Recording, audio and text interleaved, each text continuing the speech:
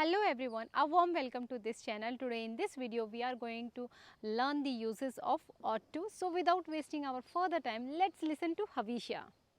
Afterwards, it occurred to her that she ought to have wondered at this. ought to have, यहाँ पे ought to have का हम और detail में deep में मतलब जान लेते हैं ought to have का.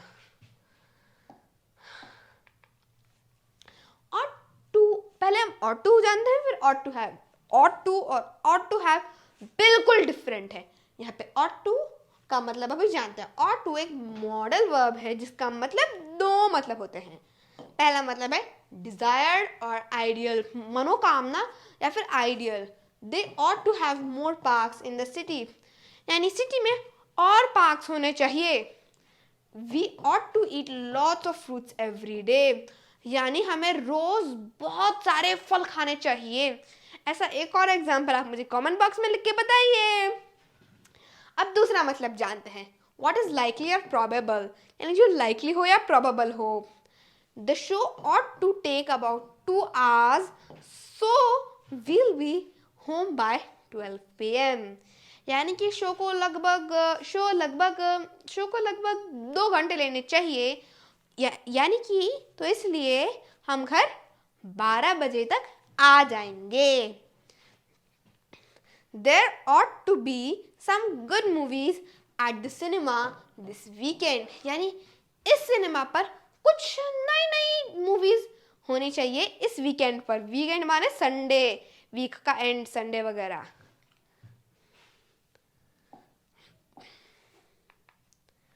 ought to प्लस have, यानी ought to ठीक है. ought to का मतलब हमने जान लिया. पहला मतलब डिजायर्ड और आइडियल, और दूसरा मतलब जल्दी से बताइए.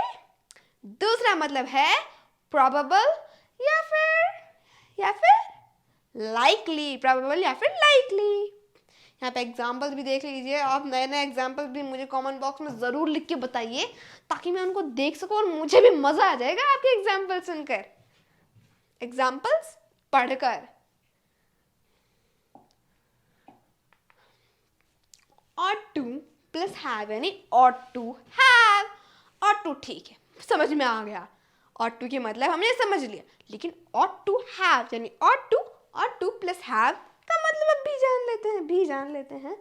desired और ideal in the past but which didn't happen, it can express regret, यानी कि वो आप चाहते थे, क्या आपकी मनोकामना थी कि ऐसा हो पास्ट में, यानी भूतकाल में आप चाहते थे कि ऐसा हो, लेकिन वो ऐसा नहीं हुआ. और रिग्रेट, यानी रिग्रेट के सेंस में हो सकता है. It can express regret. For example, you ought to have locked the gate, then the cat wouldn't have got out, यानी कि तुम्हें गेट बंद करना चाहिए था.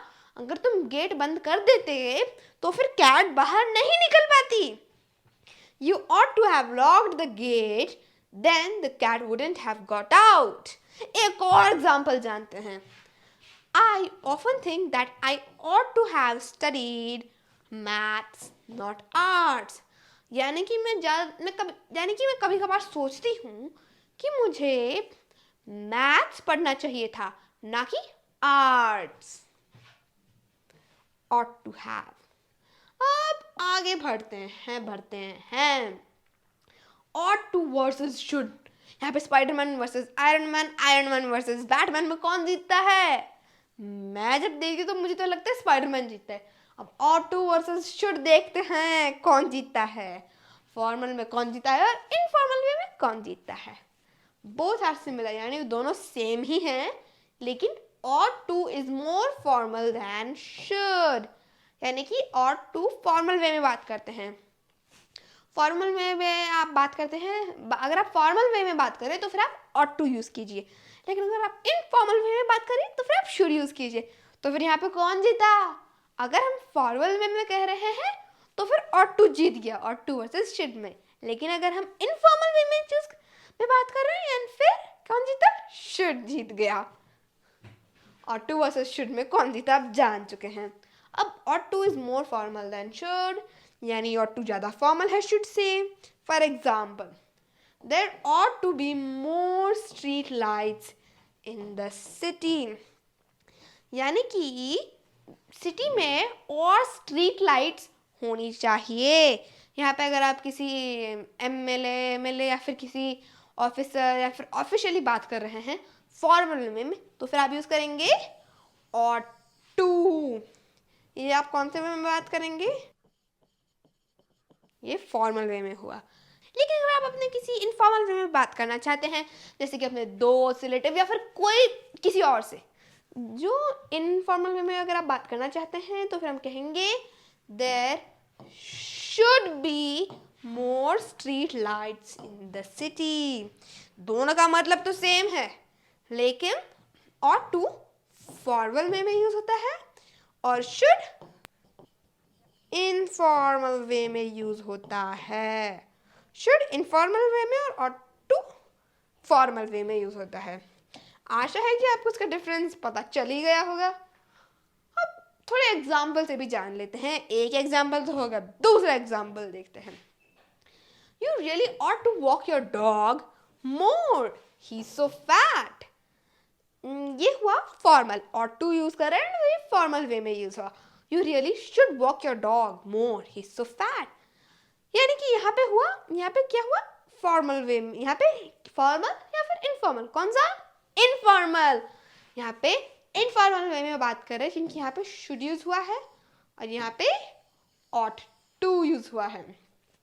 देखिए, यहाँ पे मैं ये तो नहीं कहूँगी आप किसी ऑफिसर या फिर किसी बहुत गवर्नमेंट या फिर किसी एमएलए से बात करेंगे. यू शुड ऐसे नहीं बात करेंगे आप. You really ought to walk your dog more, he's so fat. ऐसे एमएलए से थोड़ी ना बात करेंगे. अगर कोई स्ट्रेंजर आए या फिर आपके नेबरहुड में कोई अननोन पर्सन आ जाए और उसका कुत्ता हो, लेकिन वो बहुत मोटा मोटा ताज़ा ताज़ा हो, तो फिर आप कह सकते हो you really ought to walk your dog more, he's so fat. ये फॉर्मल वे में बात कर. लेकिन अगर आपका कोई दोस्त हो जिसका डॉग बहुत फैट है, तो फिर आप कहेंगे you really should walk your dog more, he's so fat. अब तक तो आपको पक्का समझ में ही आ गया होगा, है ना? अब आगे बढ़ते हैं.